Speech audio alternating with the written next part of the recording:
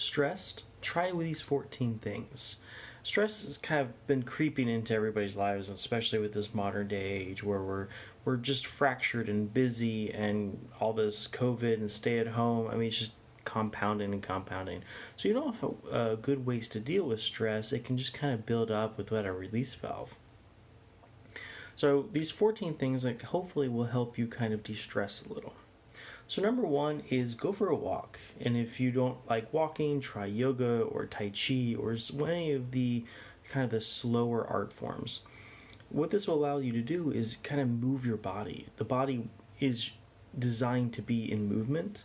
Our waste systems need movement to function properly. We produce endorphins and all the feel-good hormones when we're actually using our bodies and doing something. So just kind of get out there and move. The yoga, walking, Tai Chi is just easy ways to kind of do that, either in a group or alone. And then connect with nature. This could be go for a walk in a park or read underneath a tree, but anything that just kind of gets you out of the house and into nature in some form or fashion. And if you really want to go to the bigger side of things, go for a 3-day camping trip. Lots of studies are now showing that after 3 days in nature, your body just kind of resets and recharges. Number 3 is journaling. Lots of ways to journal. You can either do success journal, so what have you accomplished in your day? Gratitude, the things that you appreciate. Clear the clutter, so when you come up with an idea, jot it down. Come up with a to-do, jot it down. And that way your brain can just focus on what you're doing right now rather than trying to remember all the things like on your to-do list, for example. Number 4 is music. Music is a wonderful way to kind of go into a place of relaxation. Whatever your type of music is, for me, I enjoy Greek music and classical music and operas and things like that. But for pretty much whatever your music is appropriate for you. Next one is laughter. Even if you're not feeling happy in the moment, laughter can induce happiness because physiology can produce states, emotional states, and emotional states can produce physical states as well. So they're very intertwined. So if we laugh, and if you just play laugh for like 20-30 seconds, you start feeling happy because the body and the mind don't really care if it's actually happening or not, because it's all the same to the body and the mind. So if you play happy, you kind of fake laugh happy long enough, you start turning it into real laughter, and it's a wonderful thing when that happens. Next one is connect with family and friends. Since we're all stuck at home with COVID and maybe not seeing all the people you normally see, reach out to them. We've got video chat. We've got all these utilities at our disposal to reconnect with people and kind of build those connections back up to what they used to be. And having those close-knit connections can really help not only alleviate stress, but build new bonds too. And then be selective with your time. It's truly okay to say no to things. We, in our modern world, have constant barragement from notifications to cell phones to to-do lists to endless stuff. So protect your time. Time is one of the most important assets that we have. And if we don't utilize them correctly, we can just get torn in so many different directions. From the computer world, it's called thrashing, where it's just kind of too much is going on and doesn't know really what to focus on. We're the same way. We like to be single-focused tasks. Now, there are times to be multitasking, but if we can limit that as much as possible and focus on one thing, that will automatically reduce our stress and make us happier.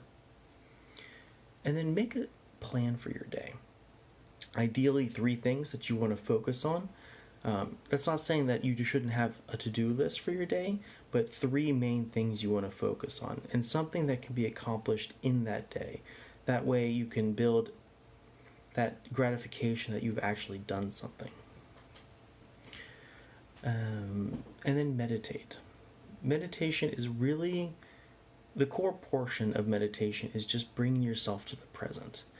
The past is great to learn from, the future is great to plan for, but we really should be spending the majority of our time in the moment, focusing on whatever it is. There's a great great book out there called Flow. If you're interested, send me a message and I'll find the actual author. And then service. Service is one of those things that just kind of uplifts you. Whenever you're helping somebody else, everything else just kind of fades away because you have that huge sense of gratitude and service that really just doesn't come from other places. So if you can find a way to help somebody either through a digital mean like this or in person, obviously with COVID, be safe. But just that gratitude and service is something that can really uplift yourself. And then the last three are kind of more about internal. So resolve your internal conflicts. So often we have ideas or voices inside of us that try to pull us in different directions. The easiest example is like for eating. Like if you're trying to lose weight or be more fit, somebody offers you a donut, you could say, "Oh, donuts are so delicious. Let me have it." And the other voice is like, "Oh, you got to lose weight. You can't. That's not good for you." So they kind of lock you into a paralysis of choice.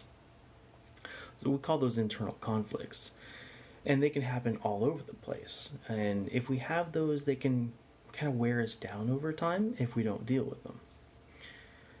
And then releasing of negative energy, negative emotions, negative memories.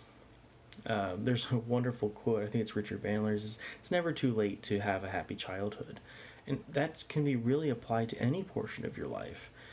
A memory, if it has negative feelings or negative emotions either towards a scenario, a person, it can be reduced or even changed into something happy.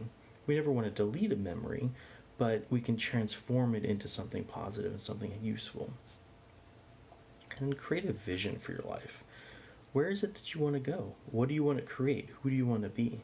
If you know where you're going, it reduces the stress around yourself because you have a way of making decisions. And once you have a decision, the path becomes clear. So a lot of the times, stress and anxiety come from not knowing where our path is going.